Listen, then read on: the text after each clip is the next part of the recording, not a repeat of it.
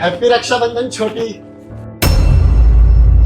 अरे सैम, आप दोनों यहाँ अचानक कैसे? भैया अरे जीजू रक्षाबंधन है ना, तो बस छोटी को सरप्राइज देने के लिए आ गए। छोटी कहाँ है, दिखाई नहीं दे रही? वो अंदर काम कर रही है वो। अच्छा अंदर है, चलो सरप्राइज देते हैं, आओ जल्दी। अरे कहाँ जा रहे हो आप? अरे आप दोनों यहाँ आए हो, इतना थक करके आए हो, ट्रेवल करके आए हो, आप दोनों आराम करो, मैं उसे अंदर से लेके आता हूँ।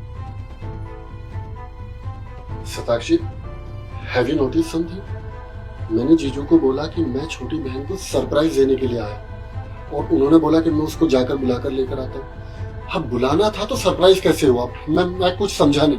कितना वियर्ड बिहेव कर रही थी, मतलब जैसे वो हमारे यहाँ आने से खुश नहीं है। अरे सैम, तुम ज्यादा सोच रहे हो, इतना ओवरथिंक नहीं करते हैं। क्या पता दीदी तैयार हो रही हो, आज राखी है, तुम बैठो ना, आओ।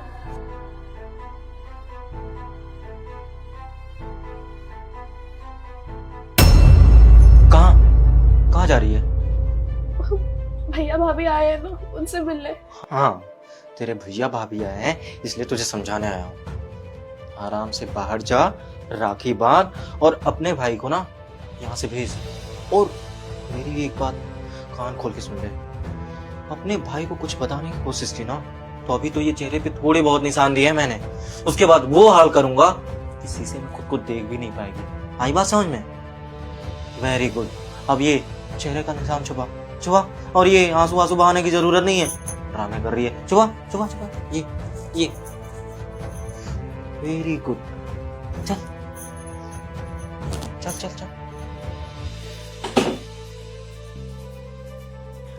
अरे छोटी, तो कैसी है? ठीक हो भैया? हैप्पी रक्षाबंधन। आपको भी, बैठिए। भैया भाभी आप आने वाले हैं, एक बार मुझे बता देते, मैं कुछ खाने के लिए बना देती। अरे अब बता देती तो सरप्राइज कैसा रहता?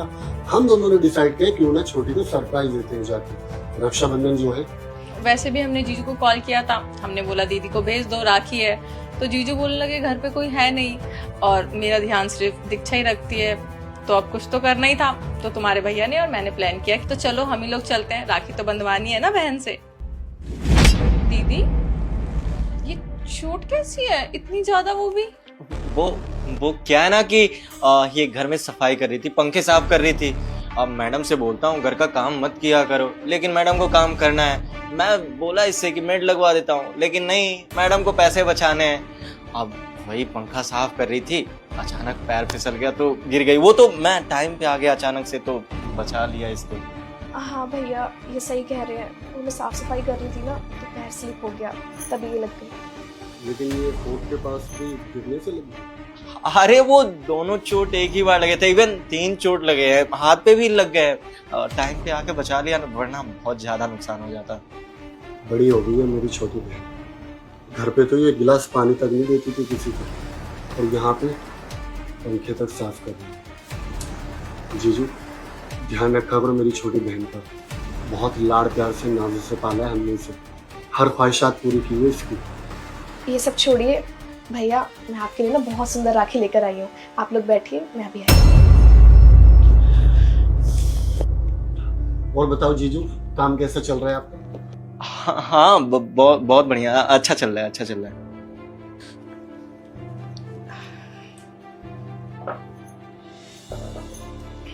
हाथ दिखाइए।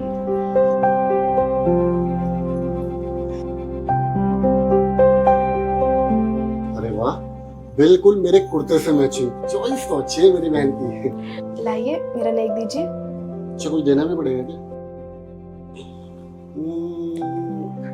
पिछले महीने मेरी सैलरी मिली थी, ये लो। इतने सारे नहीं भैया, मैं ये रखती हूँ, आप ही रख लीजिए। आगे लेके तेरे रख। Thank you. अच्छा, हम तुम्हारा ज्यादा वक्त खराब नहीं करेंगे, हम चलते हैं। और हाँ, घर जल्दी आना। ओके भैया, आराम से जाइएगा, ध्यान रखिएगा आप दोनों अपना। ठीक है। आना कभी घर जल्दी।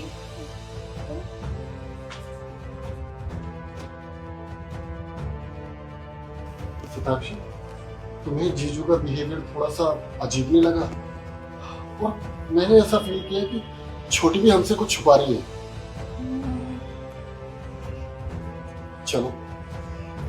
अरे, मैं अपना फोन तो अंदर ही भूल गया। एक काम करो, तुम गाड़ी में जाके बैठो, मैं लेकर आता हूँ। ठीक है। खराब हो गया। हाँ, मुझे क्या समझाया था मैंने कि बाहर जाके कुछ बोलना नहीं है? क्या क्या बताने की कोशिश कर रही थी? क्या जीजू, व्हाट इज दिस बिहेवियर? तुमने मेरी छोटी बहन को टच भी कैसे किया? अरे सैम, तुम कुछ नहीं, बस ऐसे ही समझा रहा था इसे। मेरे माथे पे क्या कुछ पढ़ पा रहे हो तुम? तुम्हें क्या लगा था कि मुझे शक नहीं हुआ था तुम पे? ये निशान ना मारपीट के हैं, ना कि गिरने के। और मैंने ये फोन जानबूझ के यहाँ पे रखा था ताकि मैं सब कुछ रिकॉर्ड कर सकूं, और अब ना मेरे पास प्रूफ है। दीक्षा, तुमने मुझे बताया क्यों नहीं था कि ये इंसान ये सब करता है तुम्हारे साथ? भैया मैं आपको कैसे बताती किस आदमी से मैंने लव मैरिज की थी, और किस मुंह के साथ आपके पास आती, क्या बोलती मैं घर वालों को कि जिससे मैंने प्यार किया आदमी मेरे ऊपर हाथ उठाता है, मुझे मारता है, पीटता है। आर यू डम और व्हाट? अरे तुमने शादी की थी, कोई पाप नहीं किया। और लव मैरिज करना तो सभी का हक होता है। और गलत तुमने नहीं किया, गलत नहीं इस इंसान ने किया, तुम पे हाथ उठा। लव मैरिज की थी ना तुमने। तुम्हें पता है कि लव मैरिज इंसान क्यों करता है? लव मैरिज इसलिए करता है ताकि एक दूसरे को पहले से बेहतर तरीके से जान सके। लेकिन कुछ लोग जो तुम्हारे जैसे होते हैं, उनका एक चेहरा नहीं होता, दो चेहरे होते हैं। एक शादी से पहले, जो कि लड़की को अपने प्यार के जाल में बहला फुसलाकर फंसाते हैं, और दूसरा चेहरा आता है शादी के बाद, जो लड़कियों के साथ ये सब करते हैं। अब तुम्हें पता चलेगा कि एक लड़की पर हाथ उठाने का अंजाम क्या होता है। See you later. चलो यहाँ से। दीक्षा, मेरी बात सुन। दीक्षा,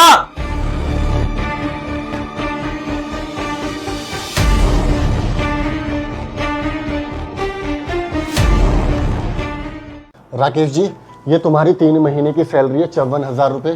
दीक्षा, ये तुम्हारी 3 महीने की सैलरी है 45,000 रुपये। 1 मिनट, पैसा उठाने से पहले हिसाब किताब तो कर ले। साहब, कौन सा हिसाब? अभी समझाता हूँ। शताक्षी, जब मैंने इन दोनों को जॉब पे हायर किया था तो कितनी सैलरी की बात हुई थी? जी सर, दीक्षा की सैलरी डिसाइड हुई थी 10,000 रुपए महीना, तो इसके 3 महीने के बन जाते हैं 30,000, और अंकल के 3 महीने के बनते हैं 45,000। इनके 15,000 रुपए के हिसाब से डिसाइड हुई थी। नहीं नहीं सर, हमें लगता है आपको कोई गलत फहमी हुई है। जब हम यहाँ आपसे जॉब की बात करने आए थे ना, तो 10 की नहीं पूरे 15,000 रुपए की बात हुई थी हमारी। नहीं, जब मैंने तुम्हें हायर किया था पर्सनली तो 10,000 रुपये महीना सैलरी की बात हुई थी। और राकेश जी, जब तुमको जॉब पे हायर किया था तो तुम्हारी सैलरी की बात हुई थी 15,000 रुपये महीना। साहब, जब हम नौकरी पर लगे थे आपने 18,000 रुपए हमारी सैलरी बताई थी। अब आप बता रहे हो 15,000। साहब, हमारी तो सैलरी 18,000 है ना। अच्छा, मतलब तुम दोनों सच बोल रहे हो और हम दोनों झूठे हैं, है ना? ठीक है सर, जैसा आपको ठीक लगे। ठीक है, लिखिए। अब जी सर, लिख दिया। तो शताक्षी, महीने में होते हैं 4 संडे, और इन 3 महीनों में इन दोनों ने हर संडे छुट्टी ली है, तो हर संडे के 500 रुपये कट करिए और हिसाब लिखिए। ठीक है सर, तो 3 महीने के हिसाब से हो गए 6,000 इनके और 6,000 उनके, तो बचे 24,000 इनके एंड 39,000 उनके।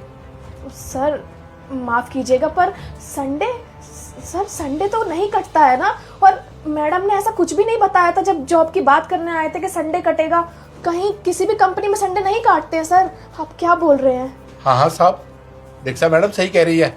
साहब, जवानी से लेके आज बुढ़ापा आ गया हमें नौकरी करते हुए, कहीं भी संडे के पैसे नहीं कटते। आप अपने ऑफिस में हमारे संडे के पैसे काट रहे। साहब, ये तो नई बात सुन रहा हूँ मैं। अच्छा, तो तुम दोनों कहीं लंदन से आए हो यहाँ पे जॉब करने के लिए? शताक्षी, तुम तो हर संडे आते हो ना यहाँ, जाकर एंट्री रजिस्टर में चेक कर सकते हो, तुम भी और तुम भी। चुपचाप इनके पैसे काटो। जब मैं मैनेजर होके एवरी संडे ऑफिस आती हूँ तो तुम दोनों किस खेत की मूली हो? राइट, पैसे कट करिए। जी सर। और पिछले महीने ऑफिस में मैंने एक पार्टी ऑर्गेनाइज की थी जिसमें आप सभी लोग इनवाइटेड थे, और मैंने बोला था कि जितने भी एम्प्लॉयज हैं हमारी कंपनी में वो सब 1000 रुपीज कॉन्ट्रीब्यूट करेंगे, लेकिन आप दोनों ने नहीं किए। शताक्षी, 2,000 रुपये वो भी काटो। जी सर। साहब, पर हम तो पार्टी में आए नहीं और ना हमने खाना खाया, फिर हमारे 1,000 रुपए किस बात के कट रहे हैं साहब? राकेश जी, आप लोग इनवाइटेड तो थे ना, अब आप पार्टी में आओ या ना आओ पैसे तो कटेंगे, बिकॉज इन्वेस्ट तो हमने अच्छा खासा किया था ना, काफ़ी बड़ी पार्टी थी।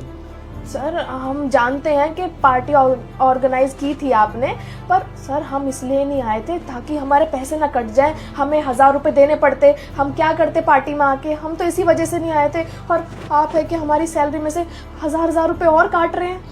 अच्छा, तो तुम्हारी जबान बहुत ज़्यादा नहीं चलने लगी? अब तुम मुझे सिखाओगे कि किसके पैसे काटने और किसके नहीं। मैं इस कंपनी का बॉस हूँ, तो मुझे डिसाइड करना है, समझे? लिखो सताक्षी। अब कितना हुआ इन दोनों का टोटल? 1000 रुपए कटने के बाद इनके बनते हैं 23,000, उनके बनते हैं 38,000। ओके।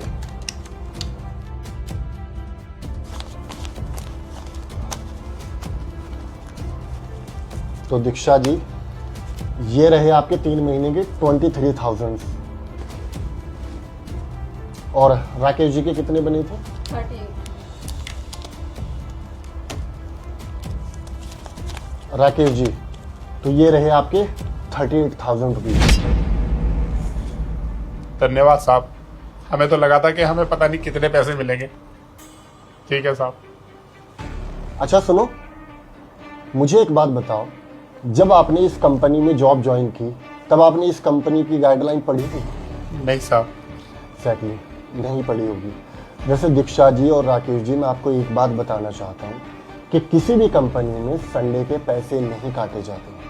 और हाँ, अगर कोई भी पार्टी ऑर्गेनाइज करता है, चाहे वो बॉस हो चाहे वो मैनेजर हो, तो वो कभी भी अपने एम्प्लॉयज से कंट्रीब्यूशन के लिए पैसे नहीं मांगते, क्योंकि उनकी मर्जी होती है वो पार्टी रखे या ना रखे। और हाँ, उनकी ये भी मर्जी होती है कि वो किसको इनवाइट करना चाहते हैं और किसको नहीं। अब हम दोनों ने आपको इनवाइट किया था, आप नहीं आए, शायद आपके मन में डर होगा कि ये लोग हमारी सैलरी से पैसे कट ना कर लें, जबकि ऐसा नहीं है। अरे कोई भी ऑफिस का बॉस आपकी सैलरी से पैसे क्यों कट करेगा? तीसरी चीज़, जब आपको इस जॉब पे हायर किया गया तब मैंने आपकी सैलरी 15,000 रुपये महीना बोली थी और आपकी सैलरी 18,000 रुपये महीना बोली थी। लेकिन जैसे ही मैंने फोर्सफुली तुम पे थोड़ा सा प्रेशर डाला और थोड़ा सा गुस्सा किया, तो तुम एग्री कर गई कि नहीं, मेरी सैलरी तो 10,000 रुपये महीना है, और आपने एग्री कर लिया नहीं, मेरी तो सैलरी 15,000 रुपये महीना है। मतलब तुम्हें अपने हक के लिए आवाज़ उठानी चाहिए थी, क्योंकि ये तुम दोनों की मेहनत के पैसे हैं। आप दोनों बहुत मेहनत और शिद्दत से यहाँ पे काम करते हो, और देखो आप दोनों को जैसा ही हम दोनों ने प्रेशर दिया, वैसे ही आप हमारी बातों में हाँ मिलाने लगे। ऐसा क्यों? सर वो क्या है ना, हम थोड़ा सा डर गए थे कि अगर आपसे ज़्यादा बहस करेंगे तो आप हमें नौकरी से ना निकाल दें। डर की वजह से आपको कुछ बोल नहीं पाए। भला मैं आपको नौकरी से क्यों निकालता दीक्षा? आप इतनी ईमानदारी से, लॉयल्टी से हमारे यहाँ काम कर रहे हो, जबकि मुझे सताक्षी ने बताया कि जो दीक्षा है उनसे यहाँ पर जो भी लड़कियाँ काम करती है, छोटे मोटे काम कराती रहती है। जाओ उनके लिए चाय बना दो, जाओ उनके लिए सामान लेकर आ जाओ। और राकेश जी, आप एक बात बताइए, आप मेरे ड्राइवर हो कि यहाँ पे जो एम्प्लॉयज़ हैं उनके ड्राइवर हो? वो आपको कुछ भी बोलते हैं बाहर से सामान लाने के लिए, आप गाड़ी उठाते हो और चले जाते हो। वो कहीं भी बोलते हैं हमें जाके ड्रॉप करके आ जाओ, तुम ड्रॉप करके आ जाते हो। जब आपका रेस्ट करने का टाइम होता है तब भी आप काम कर रहे होते हो। आप दोनों इतने भोले क्यों हो? शायद आपके मन में ये डर है कि हम दोनों आपको नौकरी से निकाल देंगे। साहब वो क्या है ना, हम इसी डर से चले जाते हैं कि हमारी नौकरी न चली जाए, इसलिए हम छोड़ने चले जाते हैं। हम टाइम में हम कुछ नहीं देखते साहब। देखो राकेश जी, जब इंसान सही होता है ना तो उसको कभी भी डरना नहीं चाहिए। अरे जब आप दोनों सही हो तो डर क्यों रहे हो? बल्कि आप दोनों को अपने हक के लिए आवाज़ उठानी चाहिए थी कि सर अगर आप हमें पूरी सैलरी नहीं दोगे तो हम आपके खिलाफ FIR करेंगे, हम आपके खिलाफ एक्शन लेंगे, क्योंकि हमारे इंडियन कॉन्स्टिट्यूशन ने हर किसी को हक दिया है अपने हक के लिए आवाज़ उठाने का। तो आपको भी गलत के खिलाफ आवाज़ उठाने का पूरा हक है। साहब आपने जो आज हमें समझाया ना, हम इस बात को हमेशा याद रखेंगे। अब हम ना अपने हक के लिए ना हमेशा बोला करेंगे। धन्यवाद साहब आपका समझाने के लिए। गुड।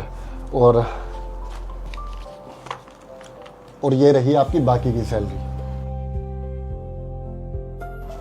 राकेश जी, ये रही आपकी बाकी की सैलरी। साहब बहुत बहुत धन्यवाद। ठीक है।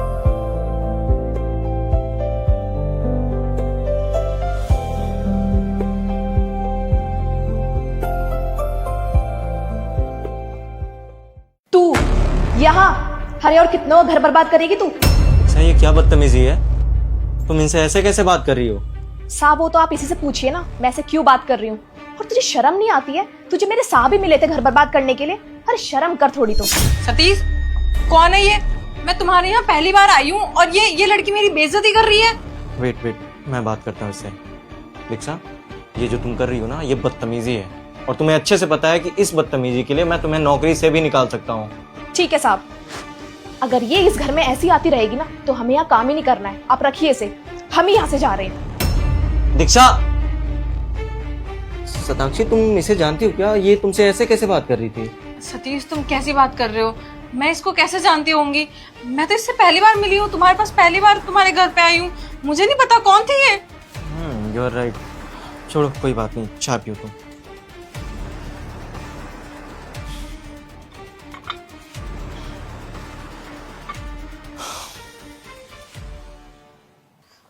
श्याम, तुम बड़ी जल्दी आ गए। तुम तो 2-3 दिन बाद आने वाले थे।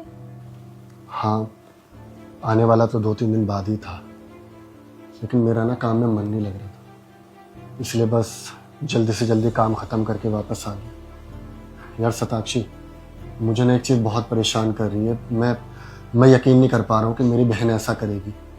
यार, माँ बाप के बाद एक वही तो थी जो मेरे सबसे ज़्यादा क्लोज थी, और वो इतनी इनोसेंट है, इतनी समझदार है, वो कभी ऐसा कर ही नहीं सकती। वो घर से कभी भाग नहीं सकती। वो हमारी कभी भी नाक नहीं कटवा सकती। यार, वो कुछ तो बात रही होगी, कोई तो प्रॉब्लम रही होगी। तुमसे कभी उसने कुछ शेयर किया? सैम, अगर उसने मुझे कुछ बताया होता तो मैं तुम्हें नहीं बताती क्या? और सैम, वो लड़की इनोसेंट कैसे हो सकती है जिस लड़की ने हमारे घर की इज्जत तक की परवाह नहीं करी? वो घर छोड़ के जा चुकी है, और उसे उतनी ही पड़ी होती ना तुम्हारी, तो राखी आ रही है। आती नहीं क्या अपने भाई से मिलने के लिए? वो नहीं, वो राखी पर जरूर आएगी। देख लेना, वो मेरी बहन है, वो जरूर आएगी। तुम्हें पूरा यकीन है, लेकिन मुझे भी पूरा यकीन है वो नहीं आने वाली। खैर छोड़ो, कौन सी बात लेके बैठ गए। तुम थक गए होगे, फ्रेश हो, मैं तुम्हारे लिए खाना लगाती हूँ।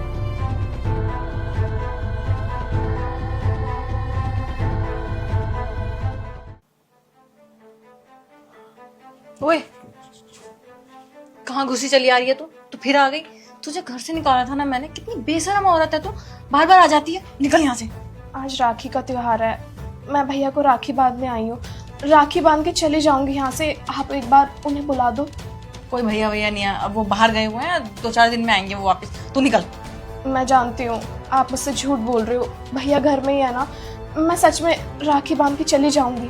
तुझे एक बार में समझ में नहीं आता, कोई भैया तेरा घर पे नहीं है। निकल यहाँ से। सताक्षी, दीक्षा, तुम? सैम, तुम कुछ नहीं, देखो ना, मुंह उठा के आ गई है। तो मैं तो बोल रही थी सैम अंदर ही है बस। दीक्षा, अगर तुम्हें किसी लड़के से प्यार था और तुम उससे शादी करना चाहते थे तो मुझे एटलीस्ट एक बार इन्फॉर्म तो कर दिया होता। अरे, मैं हंसी खुशी तेरी वहां शादी करा देता जहां तू करना चाहती थी। तेरी खुशी से बढ़कर मेरे लिए क्या हो सकता है? लेकिन तूने भागकर बिल्कुल सही नहीं की। तूने मेरी नाक कटा दी। तूने इस घर की नाक कटवा दी। मेरा सर शर्म से झुका दिया। भैया, मैं भागी नहीं थी, भाभी ने मुझे घर से निकाला था। ओ हेलो, क्या बोले जा रही है? तेरा दिमाग खराब हो गया? मैंने तुझे घर से निकाला था। तेरा कहीं और अफेयर चल रहा है, तू कहीं और मुंह मार रही है और मेरे ऊपर इल्जाम लगा रही है। सैम, ये झूठ बोल रही है। सताक्षी, इसको बोलने दो। हाँ भैया, मैं सच बोल रही हूँ। भाभी का अफेयर चल रहा है एक लड़के के साथ, और मुझे इसके बारे में पता चल गया था। तो भाभी ने मुझे धमकी दी, अगर मैं आपको आके सब कुछ बता दूंगी तो मेरा जीना हराम कर देंगी, और मुझे धक्के मार के इस घर से निकाल दिया। और मुझे कहा, अगर मैं वापस आई तो आपका भी जीना हराम कर देंगी। भैया, मैं डर गई थी, बहुत ज़्यादा डर गई थी, इसलिए मैं यहाँ से चली गई। वो तो आज राखी का त्योहार था, इसलिए मैं खुद को रोक नहीं पाई, आपको राखी बांधने चली आई। भैया, लोगों के घर घर जाके झाड़ू पोछे का काम कर रही थी। पेट पालने के लिए कुछ तो करना ही था ना मुझे। भैया, सच में मेरी कोई गलती नहीं है। सैम, ये झूठ बोल रही है। तुम किसकी बात सुने जा रहे हो? जिस लड़की ने हमारे घर की इज्जत के बारे में नहीं सोचा, वो हमें आके बताएगी कि मेरा अफेयर चल रहा है। हाँ, झूठ बोल रही है आपकी बीवी, झूठ बोल रही है आपसे। आप कौन हो भाई साहब? मैं आपको बताता हूँ। दरअसल आपकी बीवी का चक्कर जिससे चल रहा है वो मैं ही हूँ, और आपकी बहन जिसके यहाँ काम करती थी वो भी मैं ही हूँ। वो तो अच्छा हुआ कि दीक्षा ने टाइम पे आकर के मुझे इन मैडम की सारी सच्चाई बता दी। देखिए, अगर मुझे पहले से पता होता ना कि ये शादीशुदा है तो मैं इसके साथ रिलेशनशिप में नहीं आता। जो भी हुआ मुझसे गलती हो गई, उसके लिए I am really sorry. And तुम, आज के बाद ना अपना चेहरा मुझे मत दिखा देना, वरना तुम्हारा वो हाल करूंगा किसी को मुंह दिखाने के लायक नहीं रहोगी।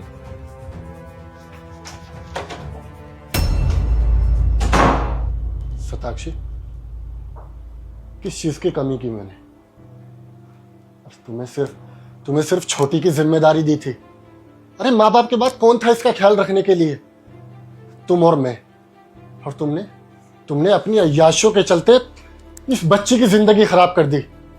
अरे तुम्हें अपनी जिंदगी खराब करनी थी, मेरी करनी थी तो ठीक था, लेकिन तुमने इसको इस हालत पे मजबूर कर दिया कि ये लोगों के घरों में झाड़ू पोछा बर्तन साफ कर रही है। पैसा होने के बावजूद अगर मेरी बहन ये सब कर रही है तो डूब के मर जाना चाहिए मुझे। प्यार में जो इंसान अंधे हो जाते हैं ना, उनके साथ एक्चुअल में ऐसा ही होता है। और मैं तुम पे इतना ट्रस्ट करता था, इतना प्यार करता था, देखो उसका तुमने कितना अच्छा फायदा उठाया। साक्षी, आज के बाद मुझे अपनी मनहूस शक्ल मत दिखा देना, नहीं तो मुझसे बुरा कोई नहीं होगा। तुम्हें डाइवोर्स देता हूँ। सी यू इन द कोर्ट। दफा हो जाओ यहाँ से। श्याम, लेकिन मेरी बात तो सुनो, मुझे एक मौका तो दो, मैं सब कुछ ठीक कर दूंगी, मैं आगे से। सताक्षी, मौका ना गलतियों को दिया जाता है, गुनाह को नहीं। तुमने आज इतना बड़ा गुनाह किया है, इसकी तुम्हें कभी माफी नहीं मिल सकती। आई शैल लीव।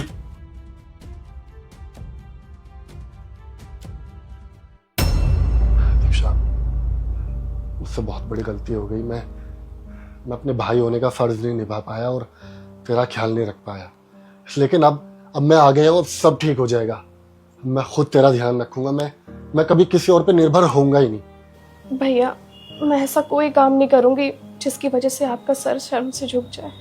मुझे ना तुझ पे पूरा भरोसा है, क्योंकि तुम मेरी बहन है। ठीक है, तुम अंदर जाओ और आराम करो।